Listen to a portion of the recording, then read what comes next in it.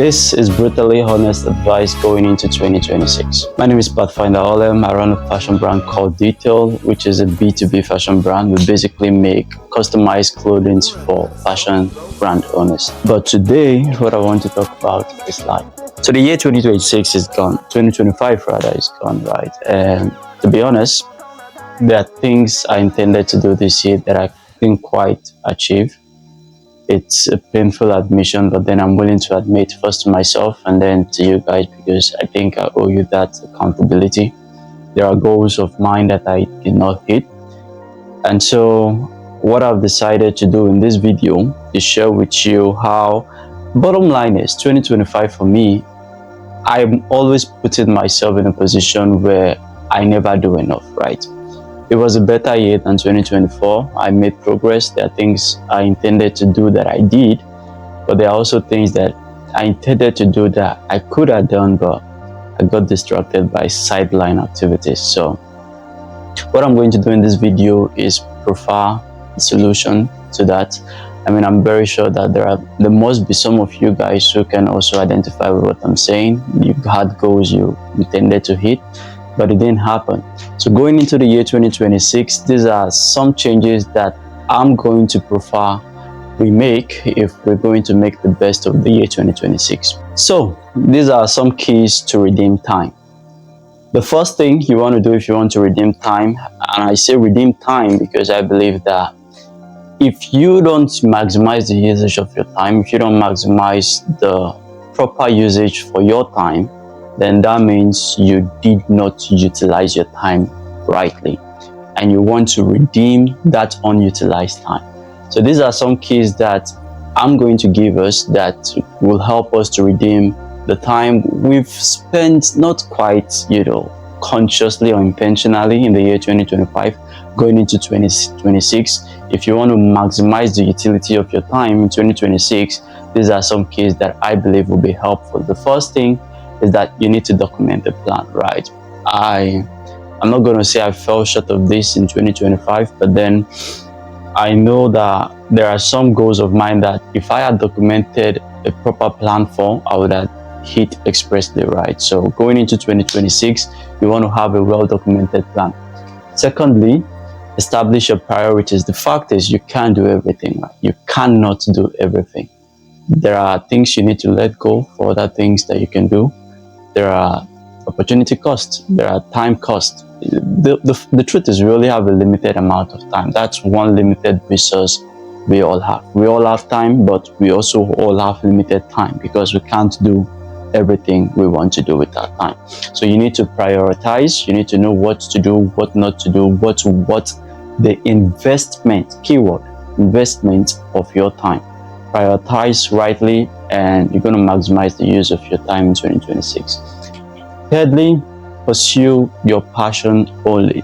Now, this is a bitter pill to swallow, but this is something I learned from experience quite bitterly. There are some things that, of course, as I said in the beginning of the video, I shouldn't have given my time to. I got distracted by sideline activities to some degree. Don't get me wrong. I put myself under immense pressure, oodles of pressure, right?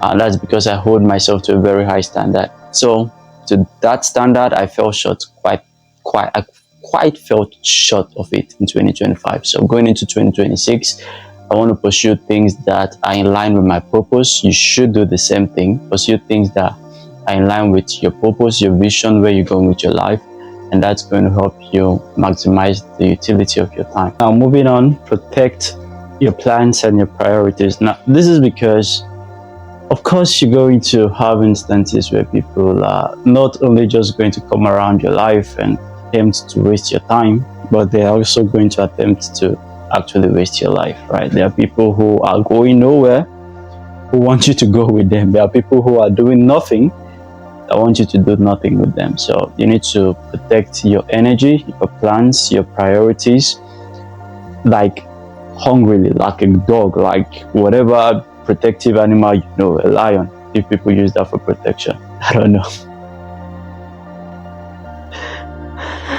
I don't think anybody uses a lion for protection. But anyways, you get my point. You need to protect your plants from the hungry lions, let's say, right? The people who want to come to your life to destroy your plans and priorities. Protect your plans and priorities actively against such people.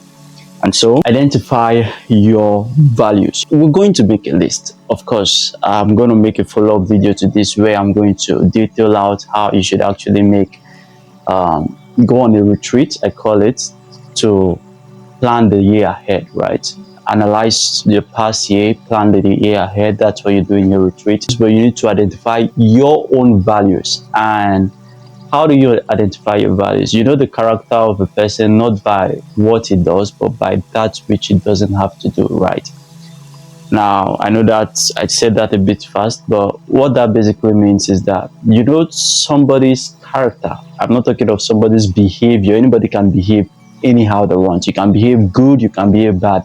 But you know someone's character, not by that which he superficially does, right? Does within sight, eye, service, people call it, but by that which he doesn't have to do, which means if somebody gives something to a beggar on the street, right? No eyes, no cameras, that's his character. Maybe he likes helping people.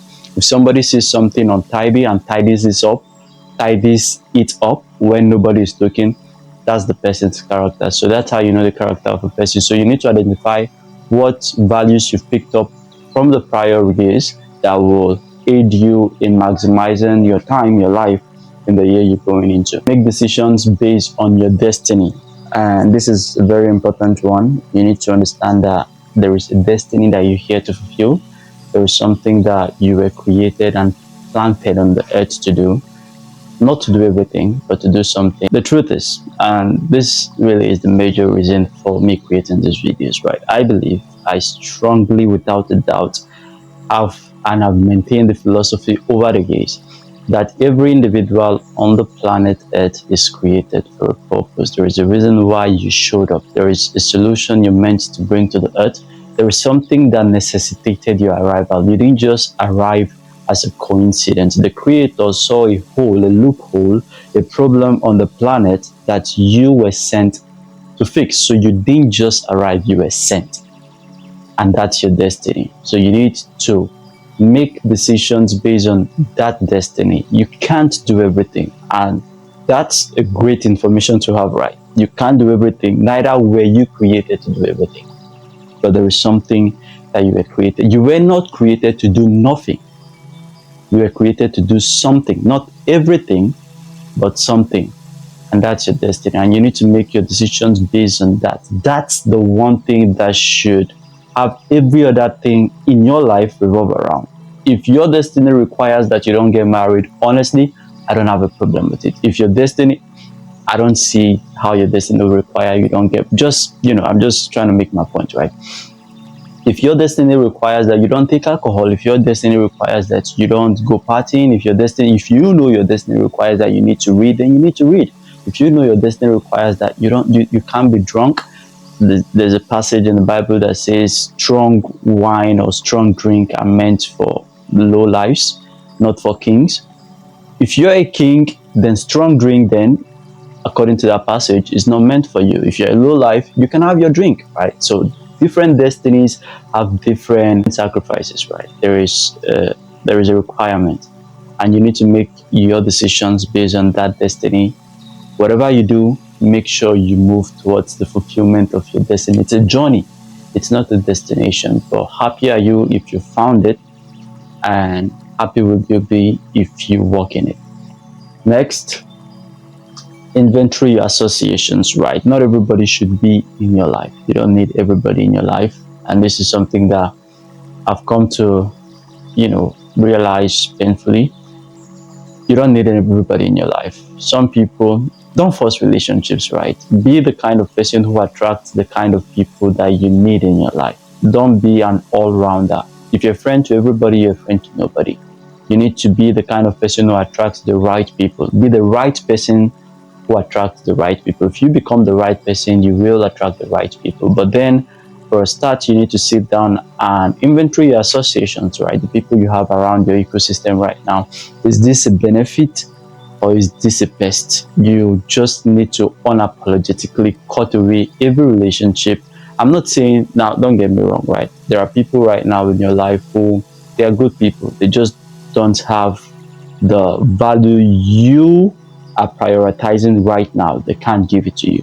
Maybe it might be in monetary terms, but then they are good people. And you don't know what the future holds, right? You don't know if in the next 2, 3, 5 years they could be of great benefits to you. You need to hold people to value, not based on, judge, not necessarily based on what you can benefit from them instantaneously. You need to look at the future. That's the kind of person you should be, right? Don't be too materialistic. Life is not all about material possession. To some degree it is, but to a certain degree, there's only so much you can do with material things, right? Some degree, if you get to some point, it becomes unnecessary. So inventory your associations, understand the people you need to let go now, not for your own selfish interest alone, but also for their good. It's going to be better for you, and it's going to be better for them if you let them go now. Do it respectfully, but do it unapologetically. Next, review your investments. Now, I'm not just talking about financial investments, of course, relational investments, of course.